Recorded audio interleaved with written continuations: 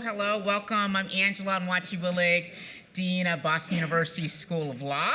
I want to welcome you to this amazing health law celebration, which commemorates more than half a century of health law as a discrete field of academic focus, and particularly at BU Law and at Boston University School of Public Health as well. As part of the program, we're proud to include the 20th Annual Pike Lecture on Health Law, which honors Neil Pike, a graduate of BU Law from the class of 1937. Mr. Pike was a distinguished lawyer who practiced for 45 years. He was also an avid supporter of BU Law and a tireless advocate for individuals with disabilities. As a child, Mr. Pike suffered a devastating illness that resulted in loss of sight. He was educated at Perkins School for the Blind, where he earned straight A's before entering BU Law in 1934. Upon graduating, he took the bar exam and placed in the top 20 out of 600 candidates. Ultimately, Mr. Pike also became the first blind person to be admitted to the bar of the United States Supreme Court. We welcome you today in honor of his memory. I'm delighted to have this chance to introduce my amazing colleague at the School of Public Health, Sandro Galea, Dean, and Robert A. Knox, Professor at Boston University School of Public Health. He'll provide some background on the speaker, and he's just been a transformative leader at the university, and we're delighted to have him here. Sandro.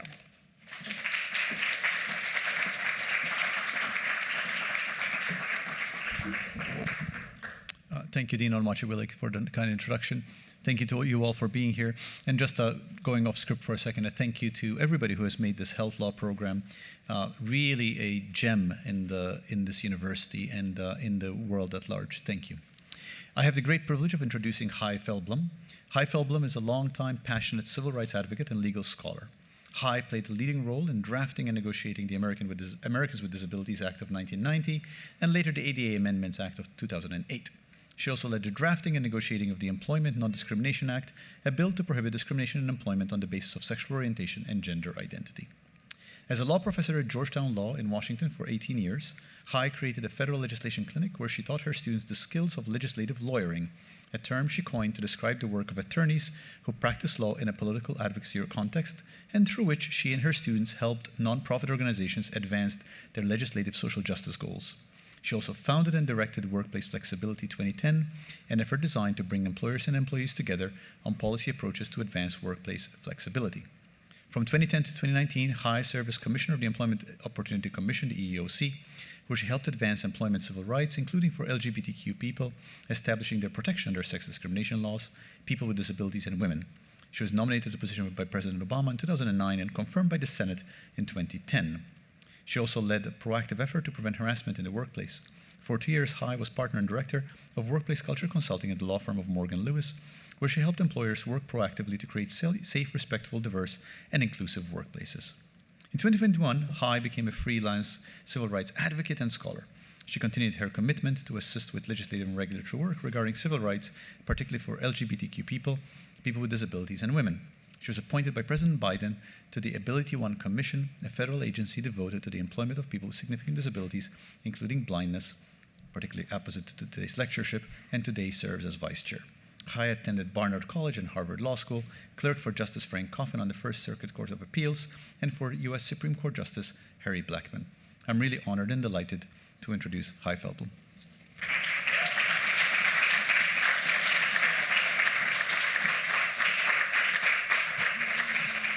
Thank you so much. By the way, I was going to be a freelance civil rights advocate, and then I got appointed to this Ability One Commission, which, let's just say, has taken up a lot of time, which you'll hear about. So I want to say I am honored to be delivering this year's Pike Lecture, especially given the background of Mr. Neil Pike. I'm also thrilled that this Pike Lecture is part of this amazing health law program celebration with special tributes to George Annis, Wendy Mariner, and Fran Miller. I mean, how cool is it to be giving this lecture as part of this celebration?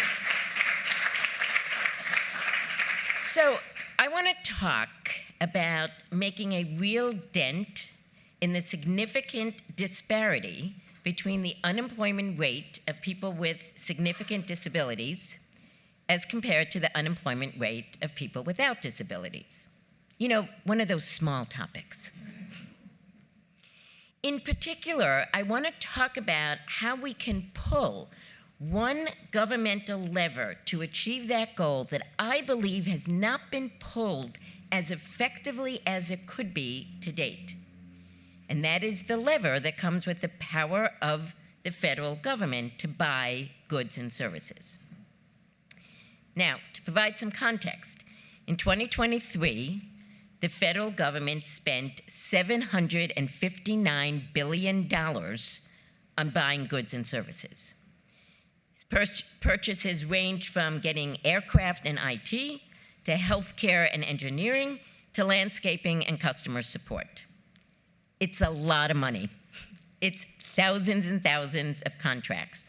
In fact, the universe is so large that a quarter of the employees in this country work for federal contractors.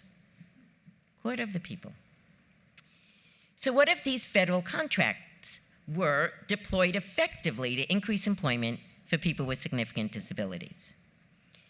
Now, I am very intentionally using the qualifier significant disabilities throughout this lecture, as opposed to people with disabilities. And here's why. I was on a panel last week with Chris Stewart, who is one of the staff attorneys at the Ability One Commission. Chris is blind. He said to the audience, if I did a Venn diagram of all my friends who are blind and all my friends who have experienced some discrimination at work, it would be a perfect circle. Not a surprise, right?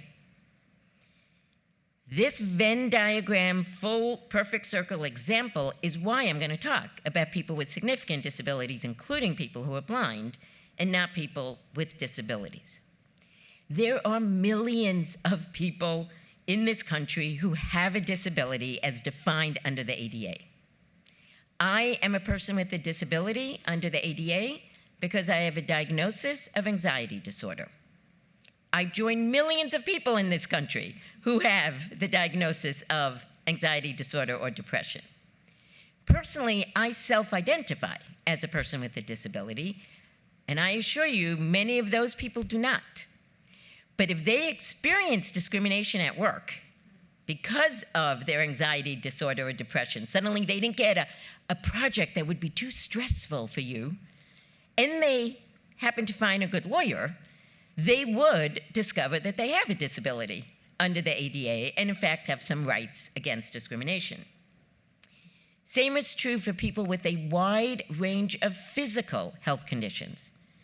Basically every medical condition that you can think of, diabetes, cancer, heart conditions, Crohn's disease, I mean, name it. That health condition is going to be covered under the ADA. That is the point of the ADA Amendments Act of 2008 that we worked so hard with Congress to enact.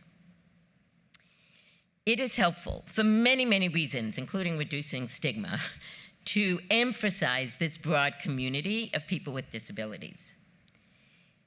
But people with this broad range of disabilities would not have a perfect circle in that Venn diagram.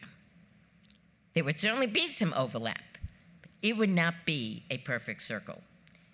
Should be no surprise, right? People with hidden disabilities can choose to hide their disabilities if they want to. If they never need an accommodation at work, their employer might never know they have a disability. In fact, the ADA made it illegal for an employer to ask you to fill out a questionnaire with all your health conditions before you got a conditional job offer. Young folks may not know that that's what employers used to do, but they did. They can find out if you have a hidden disability. Reality is different for those with more significant or manifest disabilities. These are folks who are blind or deaf, have a significant mobility impairment, have an intellectual disability, have a developmental disability such as cerebral palsy or autism, have a significant communication barrier, being a little person, or having a significant psychiatric disorder such as bipolar or schizophrenia. For these individuals, the Venn diagram will often be a perfect circle. People with manifest or significant disabilities are also the ones most likely to experience discrimination right at the very door of employment. And it's not going to be easy for them to prove discrimination under the ADA. It's not like hiring managers say, oh, you're great, but fill in the blank, you're blind, you're deaf, you use a wheelchair, and that's why we're not hiring you. Like, people don't say that.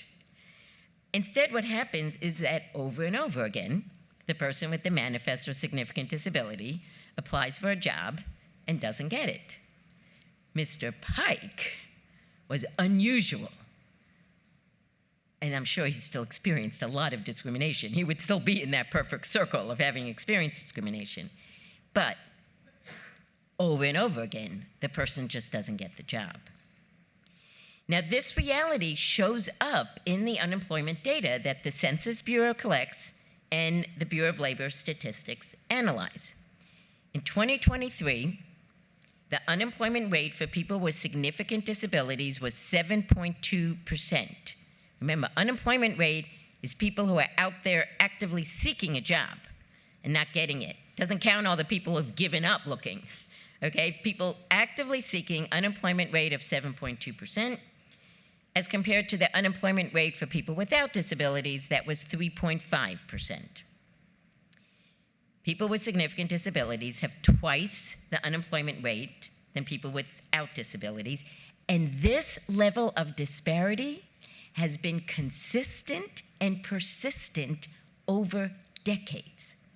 Like, there was record employment gains for people with disabilities in 2023 because of tight labor market and remote work options, but still double the employment rate. Again, a point about terminology.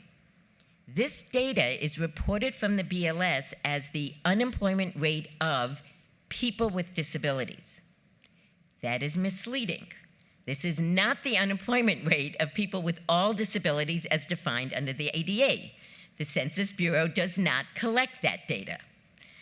What the Census Bureau collects is data from people with physical or mental conditions that result in one or more of 6 significant functional limitations that the Census Bureau has developed. This group of people aligns largely with the group that I'm calling people with significant disabilities. So that's the focus of the lecture. Can we make a real dent in this persistent disparity in the unemployment rate of people with significant disabilities? Okay, so let's start with the usual suspects for such a goal. Obviously, the first place to start is the ADA. And based on my experience over the past 35 years or so, I'd say the ADA has been effective in many cases in remedying discriminatory discharges when one has some evidence that the disability has been the motivating factor. It has also been effective in getting people with disabilities, all disabilities, accommodations that they need. And I think the law has been effective in stopping harassment based on disability. I mean, obviously not always effective, but I've seen those, right? Positive cases. But these are all protections for people with disabilities who are already on the job, not people who are seeking the job. I do not think that the ADA is a law that on its own can get large numbers of people with significant disabilities through the front door of employment for the reasons I described above. And you can see the data shows the ADA has not significantly moved the needle over the past 34 years in the unemployment rate. Okay, here's another possibility. What about a law that would require an employer to engage in affirmative action in hiring people with disabilities? Well, we have such a law. It applies to the federal government as an employer, and it applies to all federal contractors. That law is the Rehabilitation Act of 1973.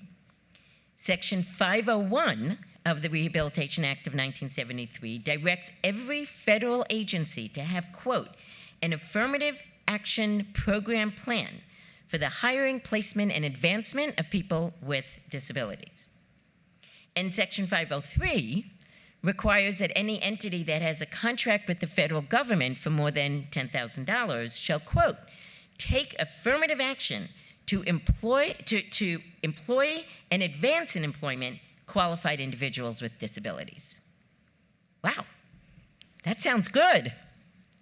So the question, have these laws helped people with significant disabilities get hired, retained, and promoted in the federal government and by federal contractors? Yes and no. So during the Obama administration in 2013, the Department of Labor finally issued regulations to enforce Section 503. Issuing those regulations were a good thing. They provided substance to the Section 503 regulations, and they also directed federal contractors to have an aspirational goal of having 7% of their workplace be people with disabilities. Aspirational goal, 7%. Unfortunately, those regulations had a significant flaw, something that we pointed out at the time and didn't win.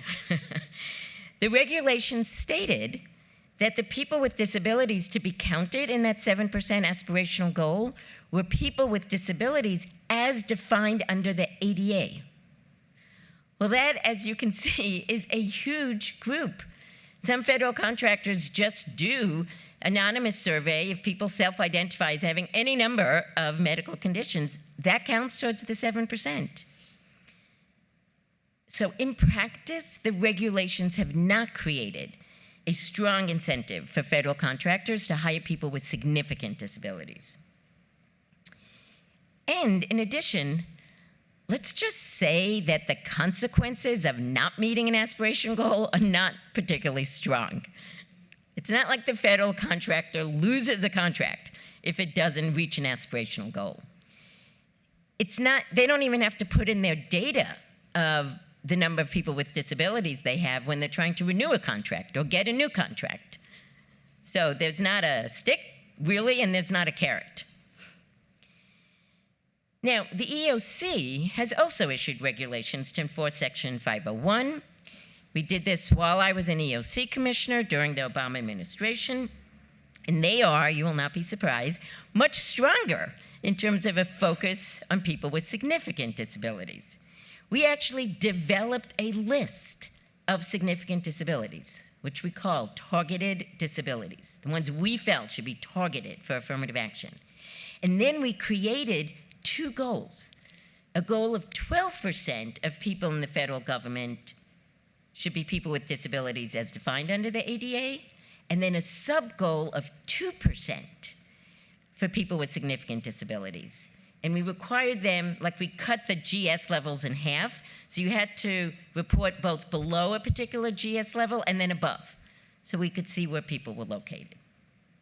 And I will tell you that the data reported to the EEOC, federal agencies do have to put in this data on an annual basis, has shown an uptick in the number of people with significant targeted disabilities that have been hired. In fact, the federal government, which is the largest employer in the United States, although Walmart is, coming up, but it is also the largest employer of people with disabilities, including people with significant disabilities. But again, ultimately, there's not much of a hammer in this law, right? A federal agency is not going to suffer consequences if they haven't met their aspirational goals. We have staff at the EEOC that can offer technical assistance to an agency that wants to up its game, but there's no concrete adverse consequences if an agency doesn't meet those goals. So that brings me to a third possible law.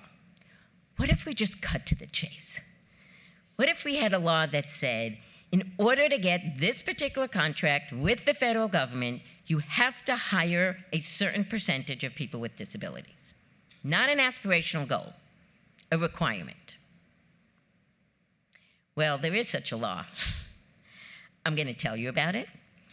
I'm going to tell you about how it started, the problems with it, the way the program looks now, and why I see potential in this program to play an effective role in reducing the unemployment rate.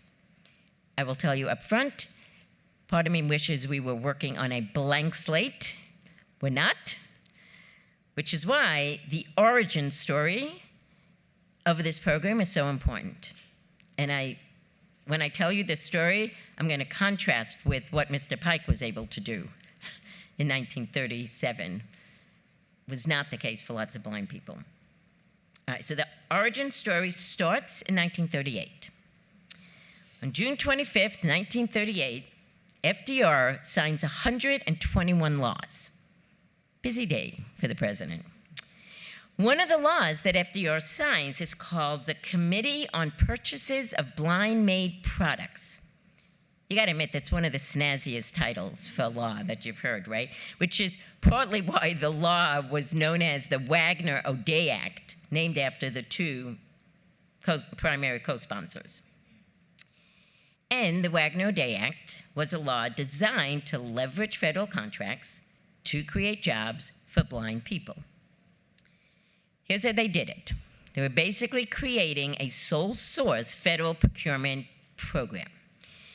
They created a committee that was made up of basically federal officials. They gave the committee the power to decide what products could blind people make, given obviously blind people's limited capacity to work. What products could they possibly make?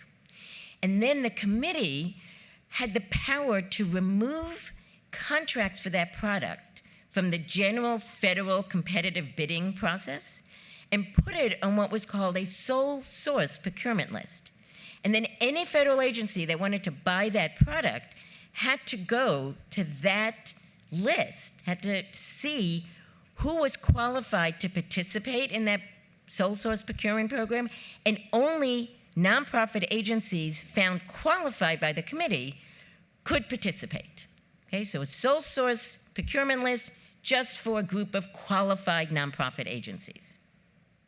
One of the things they did is that it had to be nonprofit, not regular businesses. All right, so what did you have to do to be qualified as a nonprofit agency? You had to commit to employing blind people to do at least 75% of what was called direct labor hours on the contract, directly involved in producing the contract. Now, they didn't think you could possibly have 75% blind supervisors, so they excluded supervisors and administrative personnel from this ratio. Okay, so you had 75% blind people doing the direct labor, and then supervisors were not counted. That also meant that if a blind person was promoted to be a supervisor, they were no longer counted in the ratio. I want to tell you, and I was so surprised when I went back, when I started on the commission, read the original Wagner-O'Day Act, the law actually lists brooms and mops as some of the commodities, right? Literally, all brooms and mops and other suitable commodities procured by any federal agency shall be procured from this list if the committee puts it on. So what was going on here? What were the social norms and practices on the ground in 1938 that generated this law? Well, in the 1930s, there were hundreds of what were called sheltered workshops across the country. Some of these employed blind people, others employed people with intellectual disabilities, retarded people, right, as they were called at the time. And most of these workshops were run by religious organizations who saw it as charity to create these jobs for people who otherwise obviously couldn't get jobs. But another interesting catalyst for these workshops for blind people were the schools for the blind that had started to be set up across this country starting in the mid-1800s. So these schools were training their students in various skills and expected them to get jobs in the regular economy. Right? Their philosophy was, you can get these jobs because you're qualified for them. But that's not what happened. All of these graduates faced discrimination, and most of them did not get jobs. Most of them were not Mr. Pike. And they came back to their schools, and they're like, hello, we have no jobs. Now, one response to this by the leaders of the schools could have been to embark on a campaign to change these societal discriminatory actions. But instead, the leaders changed their philosophy of what was best for their graduates. They began to claim that blind people could not work competitively. And in fact, it was better for blind people, socially and morally, to work only with other blind people. I mean, literally writing this down. I mean, this history is set out in a compelling fashion in a book by Jacobus Tenbroek, a blind individual who is a law professor, and anyone who teaches constitutional law knows him as a preeminent constitutional scholar, called Hope Deferred, wrote it with Floyd Mattson, called Hope Deferred, Public Welfare and the Blind. This revised philosophy was the catalyst for the Wagner-O'Day Act. There's a quote in the history of the National Industries for the Blind, which is still the group that exists within the program, that Peter Salmon, a blind individual, made to the president of the American Foundation of the Blind, AFB, an organization that had been founded in 1921. In 1937, Salmon writes to the president of AFB to say, quote, "I don't think that AFB could possibly do anything that would result in more jobs for people who are blind in a shorter period of time than getting federal and state governments to purchase the brooms and mops they are making." Now, as I said, this is obviously not the only way to have responded to that discrimination. And in fact, 2 years later, in 1940, Jacobus Tenbroek founds the National Organization of the Blind, not for the blind, of the blind, an organization that took a very different tack to fighting discrimination and is still one of the preeminent organizations today, fighting for rights of people with disabilities. Okay, I want to go back to June 25th, 1938 for another piece of the origin story. Among those 121 bills that FDR signed was the Fair Labor Standards Act. My guess is it got a little more attention. And as you know, the Fair Labor Standards Act set up federal minimum wage and maximum work hour. But the law also reflected the assumption that some people with disabilities obviously could not be fully productive in a job, and so if employers were forced to pay them the federal minimum wage, they wouldn't hire them in the first place. To address that, the law stated that, quote, "to prevent curtailment of opportunities for employment," to prevent curtailment of opportunities for employment for people with disabilities, if an employer could show that the employee's, quote, "earning capacity was impaired by physical and mental deficiency," the employer could pay that employee less than the minimum wage. And when it was first enacted, they set this sub-minimum wage at a fixed percentage below the federal minimum wage, but it was later amended to be pegged to the productivity of the employee, as determined by the employer through productivity studies, and you could end up with an employee being literally paid cents on the dollar for every hour of work. Now, the sub-minimum wage provision is important to our story because in many of the sheltered workshops supported by the new Wagner-O'Day Act, blind employees were working only with other blind employees, doing simple manual labor, right, making brooms and mops, not moving up to any better jobs, and often getting paid sub-minimum wages. This Wagner-O'Day Act was substantively amended only once, in 1971. Senator Jacob Javits, a progressive senator from New York, led the effort to amend it to add contracts for services, not just for products, and to add people with severe disabilities to the ones that could be getting the jobs, and define severe disability as something that made the person unable to work, quote, in normal competitive employment. Right? So again, this group of almost set aside federal contract jobs, and those ended up being a lot of janitorial and landscaping contracts. 2 years after Senator Javits helped expand this law, which was now called the Javits-Wagner-O'Day Act, JWAD, he and a bunch of other senators were the leaders in getting Section 504 inserted into the Rehabilitation Act of 1973. So I mentioned Sections 501 and 503. 504 said that if any private entity got federal financial assistance, they couldn't discriminate against a qualified person with a disability, which, by the way, mostly covered hospitals and educational institutions, were the ones that were getting federal money. And Section 504 was the first broad non-discrimination law protecting people with disabilities in the private sector. It was a watershed moment for people with disabilities. But it sort of seems odd, right? Senator Javits championing this bill that set aside jobs for people you assume can't work, and then also 504.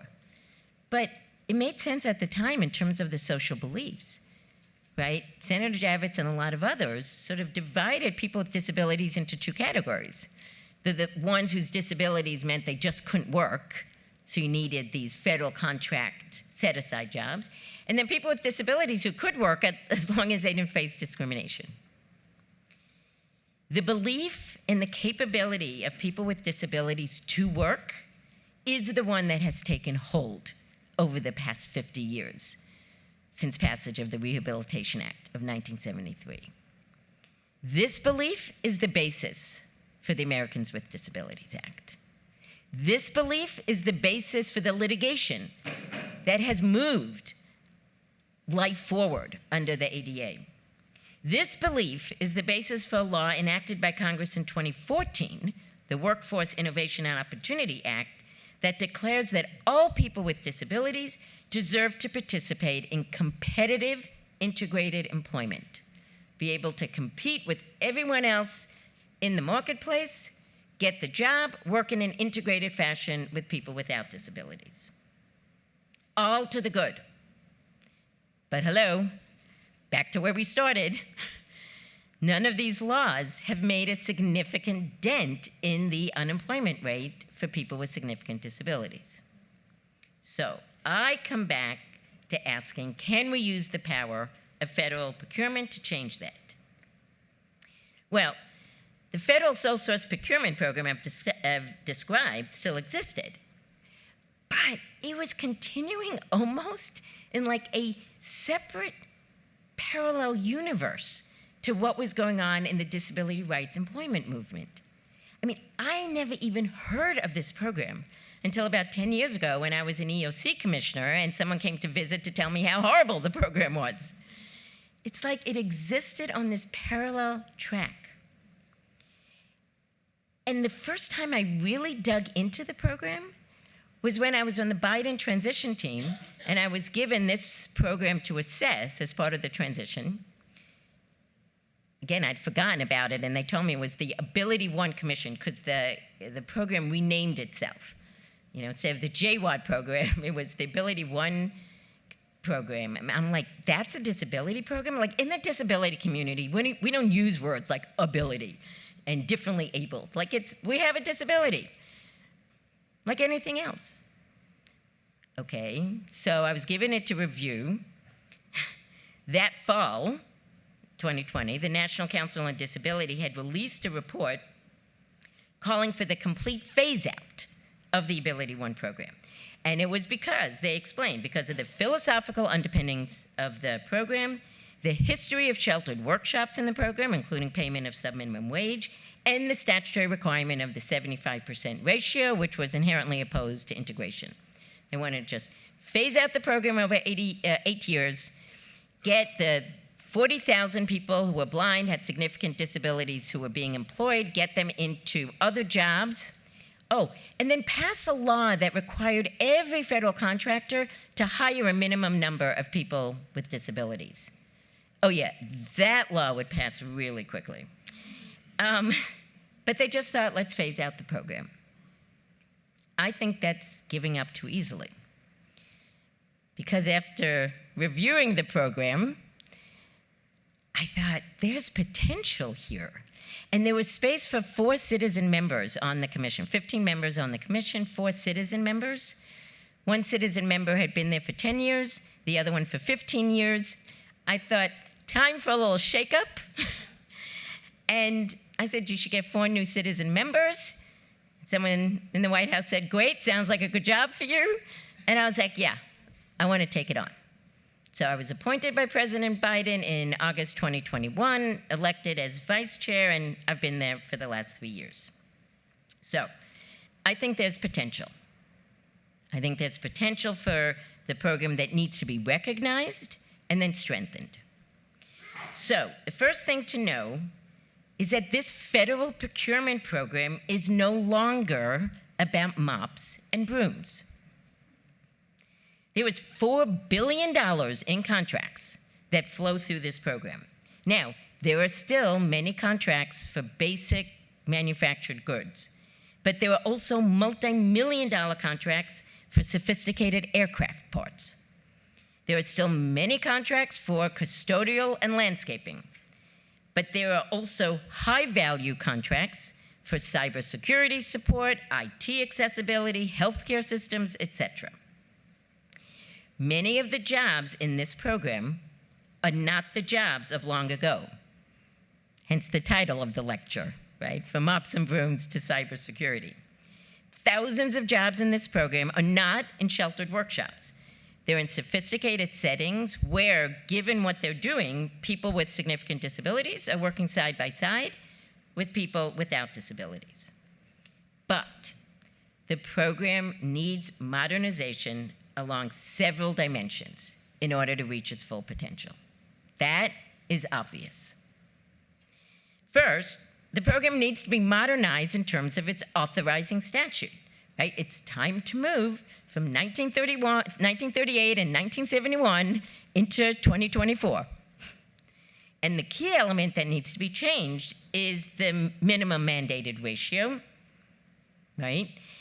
It's only Congress that can change that mandatory minimum ratio. It's only Congress that can change the law to say that supervisors can be counted in that ratio. But, as I have discovered over the past 3 years, the program can also be modernized by regulations and policies issued by the AbilityOne Commission. So, for example, 2 years ago, the Commission issued a regulation that prohibited the use of subminimum wages for any employee working on an AbilityOne contract, period. I mean, at that point, out of the 36,000 employees, you know, there were a few thousand that were being paid subminimum wages, which was a few thousand too many. So, period, not permitted. Over the past year, the Commission has updated a number of our compliance policies, including one that shores up the employment rights of people in these jobs. Because often they were being treated as like rehab clients, like not as full employees. So they weren't necessarily getting the unemployment compensation. 20 years ago, one NPA fought the right of employees to unionize because they weren't employees for purposes of the National Labor Relations Act. So we just a few weeks ago, Policy 406 makes it very clear, these folks are employees. We're thinking of creative ways for nonprofit agencies to subcontract with private businesses so that more and more people with disabilities can actually work alongside people without disabilities without violating the mandatory minimum ratio. And then most importantly, we're working on a policy that will require agencies that get contracts through our program to provide skills development and employee career planning for these employees with disabilities. So by definition, they would not be dead-end jobs. Obviously, we'll roll these requirements out over time. So, conclusion. Here's what I want disability advocates who want to eliminate the program to know. The history of this program does not have to be the future of this program. Many of the jobs and work settings in this program have changed significantly from what they were in the past, And with the right requirements and the right incentives, they can change even more. Because imagine what a vigorous program of this kind could create. Instead of facing discrimination at the front door of employment, a person with a significant disability would get preferential hiring into the job. Instead of facing hurdles and getting accommodations because the employer has no clue how to do an accommodation, they would be in work settings where accommodations were widely understood, widely provided. Instead of being passed over for promotions because of misperceptions about their capacity, the employer would be incentivized by our policies to find promotion opportunities for employees. And if an employee with a significant disability used that federal contract job as a springboard to get a job outside of the contract, great. Space would then open up for another person with a blind or significant disability to get that spot. But I want to be clear, a lot of the jobs in this program are very good jobs. They get the right accommodations, and no one should be forced or encouraged to leave a job that they love. So, final conclusion. I have spent much of my professional career, sort of as you heard, seeking to advance disability rights, including employment opportunity rights. The ADA of 1990 was essential for establishing the foundation of such rights. The ADA Amendments Act of 2008 was essential for restoring a broad definition of disability under the Act. The affirmative action provisions of the Rehabilitation Act are important in incentivizing federal agencies and federal contractors to hire people with disabilities, hopefully with a focus on people with significant disabilities. But at the end of the day, I believe that a federal procurement program that grants contracts to entities that will hire a specified ratio of people with significant disabilities into good, sophisticated jobs can be an effective approach in helping to make a real dent in the disparity between the unemployment rate for people with significant disabilities and people without significant disabilities. And that would be huge. That would be huge. So thank you for your attention to this important topic, and thank you for all the work you do in the healthcare arena, which is very integrated with a lot of these issues. And I promised myself to stop at 1:40 so that there would be really time for questions. You know, when folks say, and there will be time for questions at the end, and then there's 2.5 minutes, you know. So there's plenty more to say. This is a smart, engaged audience. I certainly assume and hope that there will be some questions.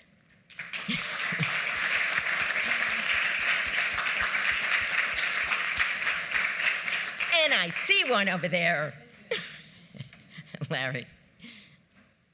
Well, it's exciting to think about what's possible. I wondered if, has there been a political alliance at all between the veterans movement or the subset of disabled people that are people with disabilities that are also veterans, and just interested in that politics, that intersection, if it's helpful at all?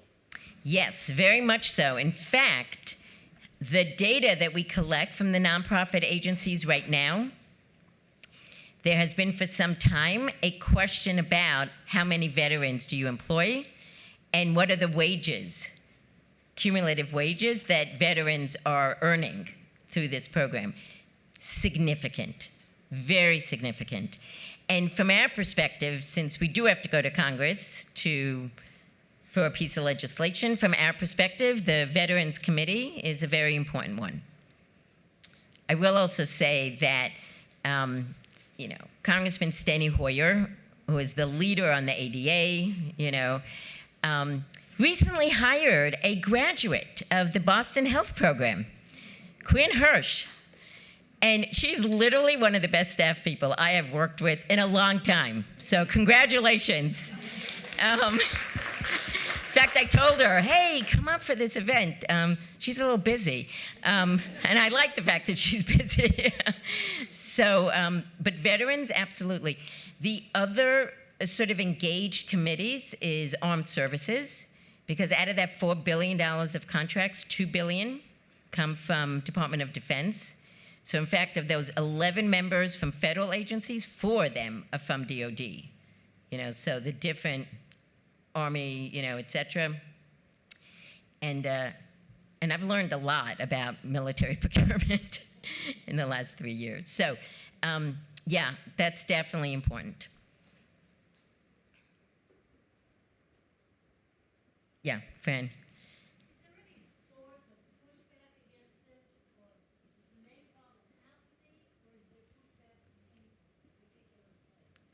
Huge pushback.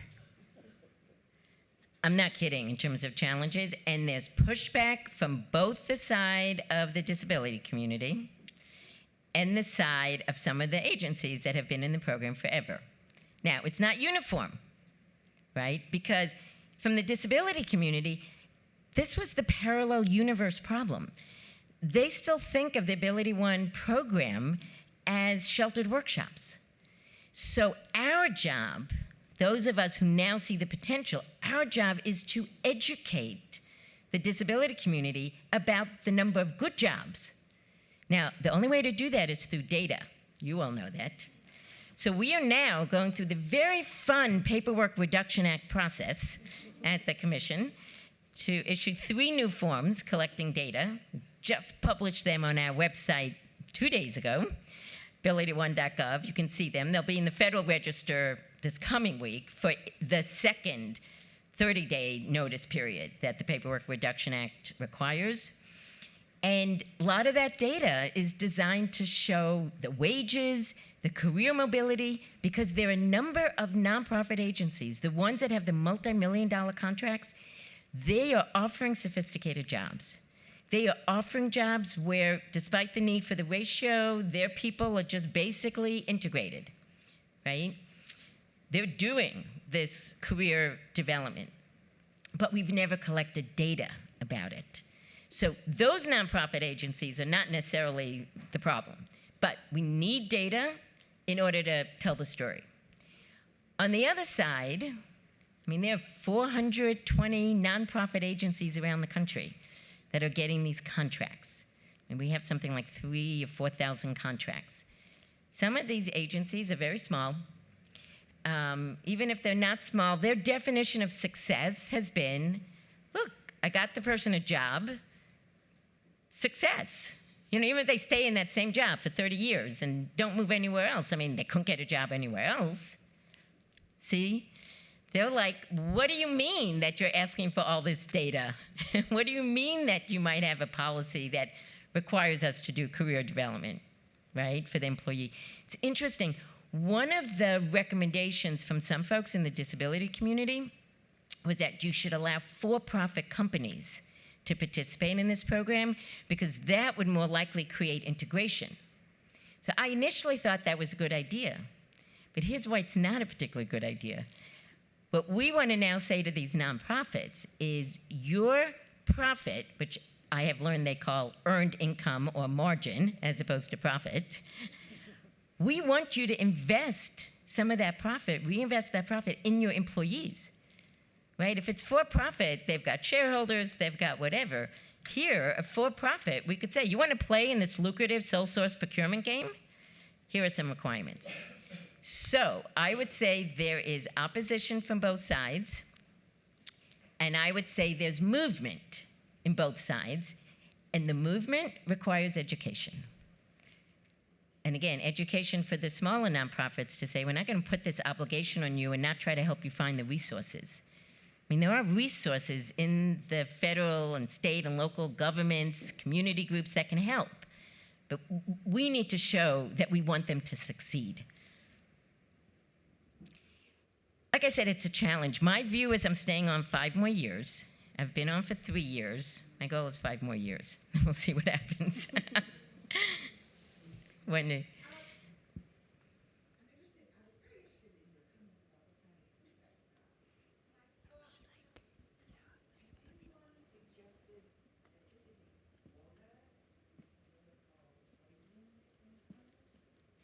Okay, so it is a quota. It's absolutely a quota. This is why, on one hand, I wish I was starting from scratch in some ways, but on the other hand, I'm glad I'm not, because I don't think we could ever get this type of program set up on its own. I think it's going to be much easier to try to make some of the changes. Okay, it's absolutely a quota.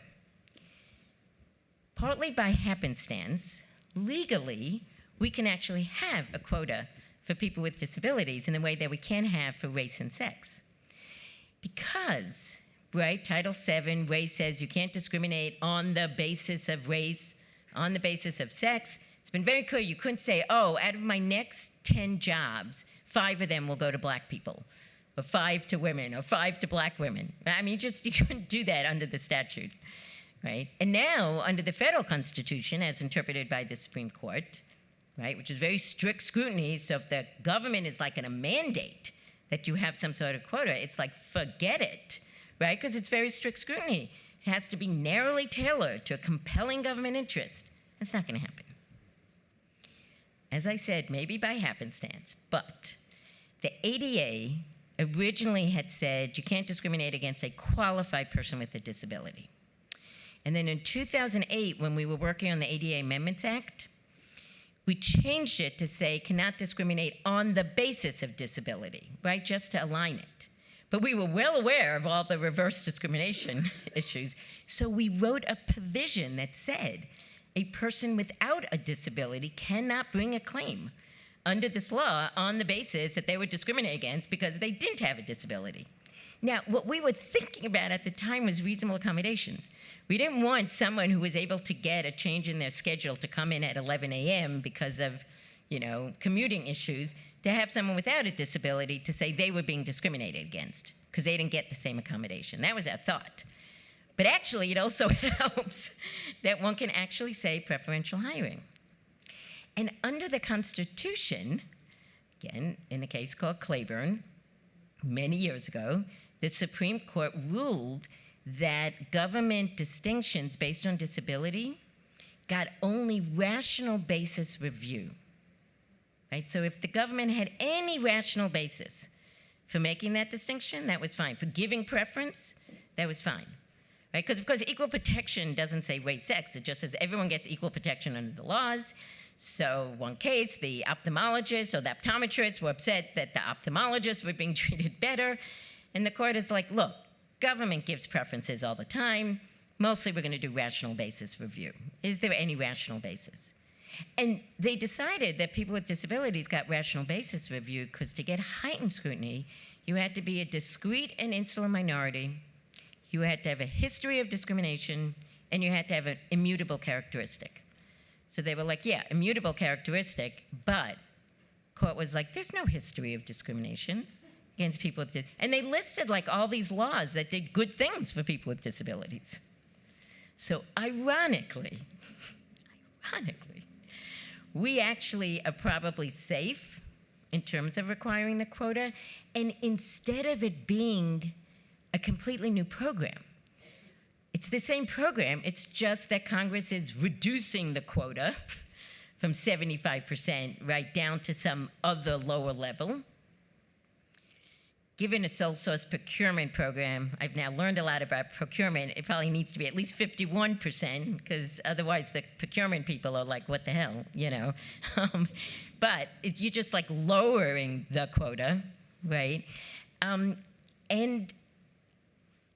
because it is disability, it's more likely not to raise the same number of red flags. But glad you asked that question, because it's really, it's one of the reasons that make me feel better that we're not working off a clean slate. All the times that I feel bad about the origin story, which felt so important to be clear about in this lecture. Yeah? I wonder if you can put together your comment about parallel universe and your admirable acknowledgement that you've got 5 years left. Because a lot of us are, of course, thinking about what's going to happen in the next couple of weeks. Oh, yes. And that feels like a bit of a potential parallel universe, and your 5 years are going to overlap, talk about a Venn diagram circle that, that covers one another. Yeah, so What I've do- gotten what do you any think? number of questions. What's going to happen, right? If we have a different administration. So this is one of the pluses of us being such a tiny little program that no one really knows about, right? So the way it works, like at the EEOC, once I wasn't confirmed for my third term, I had to leave. There was no holdover at the EEOC. There is holdover here. So long as someone is not named to take over my slot, I guess I was on for 2 years. I was reappointed by President Biden, I think a year ago. So I officially have, I think, 4 more years already. Someone would have to care enough to not only go to the, let's say, new administration and say, appoint someone new, the administration would have to care enough to decide, oh, even though this person has another 4-year term, we're going to make an exception, which they have done for important enough positions. This is not an important enough position, and it's one of the times that I've been very happy to be in that position. I say 5 years, just, it's again, I'm sure for some of you, I was like, okay, I'm 65, let me just retire from a regular job, I'll do like freelance stuff. Okay, and then I got this, right? No more freelance, I'm in it. I'm like, okay, another 5 years, I'll be 70. That's another good time to think about retirement. Now, I know some of you have been doing a hell of a lot of stuff after 70, and I'm not sure how capable I am of completely pulling back. But I'm the type of person who likes to have strategic plans for myself, so it sort of helps. I have a 5-year strategic plan so we're shaping some of the differences in the policies. Then we have to get them implemented, get them socialized, right? Then we have to collect the data that it's happening. We have to get the grooves going. And then I'm feeling like it can run, right? The train can run, and that's usually when I'm ready to leave and try to find another challenge. But good question, and would be a very different answer for most other government political positions. Yeah. Oh, and then Kathy, I saw. So good, 5 minutes. Go ahead. This was fascinating and maybe the clearest description I've ever heard of this set of laws. So thank you for such an incredibly lucid landscape. It was really wonderful. Yeah. Thank you.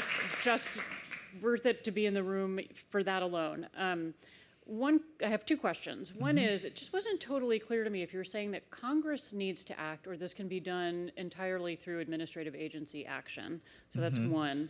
2 is, do you anticipate ripple effects on other social programs from this change that you propose? Oh, that's interesting. Okay, let me put the ones, let me do the first one. So I'm all about trying to do however much we can do administratively, right? But especially now, Loper Bright, I mean, we have to be clear that what we're doing, we can argue is in the statute.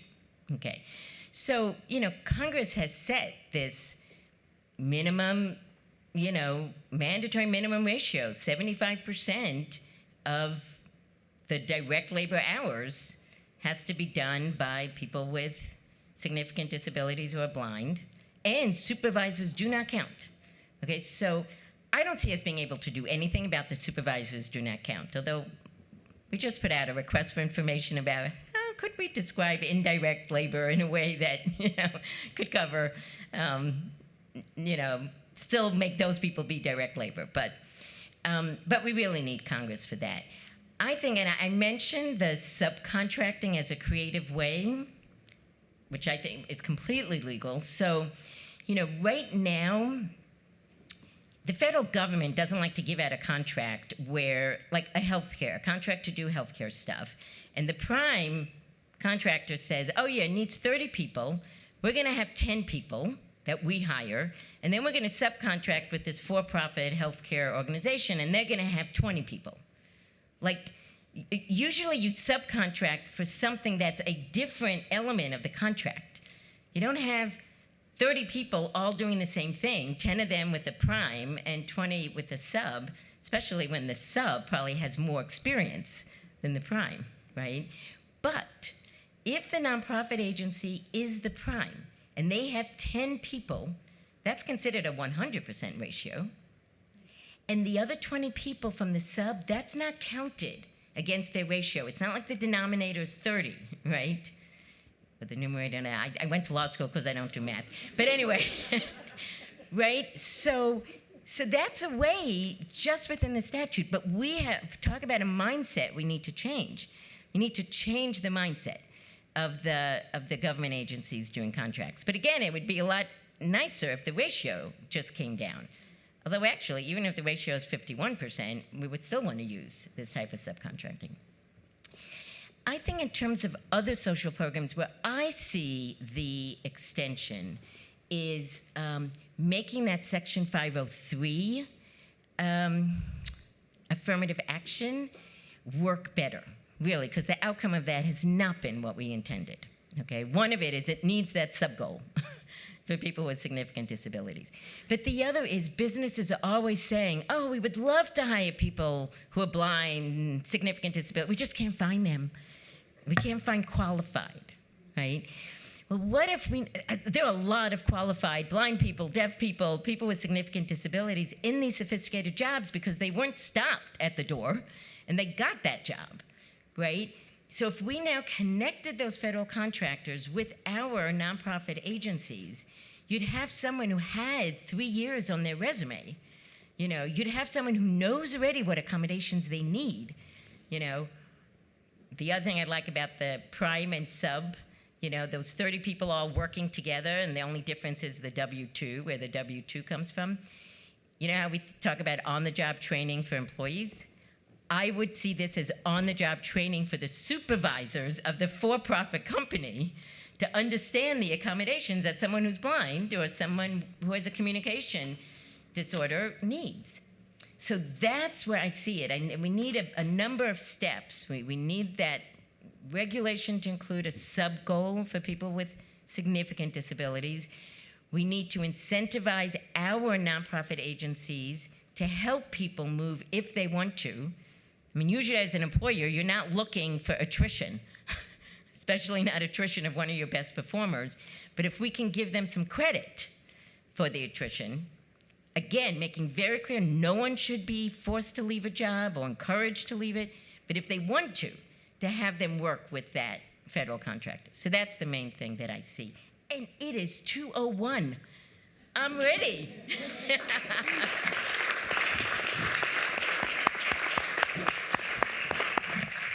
You know, Professor Hooverfeld called this lucid. For those of us who are non-lawyers, to actually be able to understand a doc like that is extraordinary. So it was really terrific. Please join me one more time saying thank you to Professor Hooverfeld.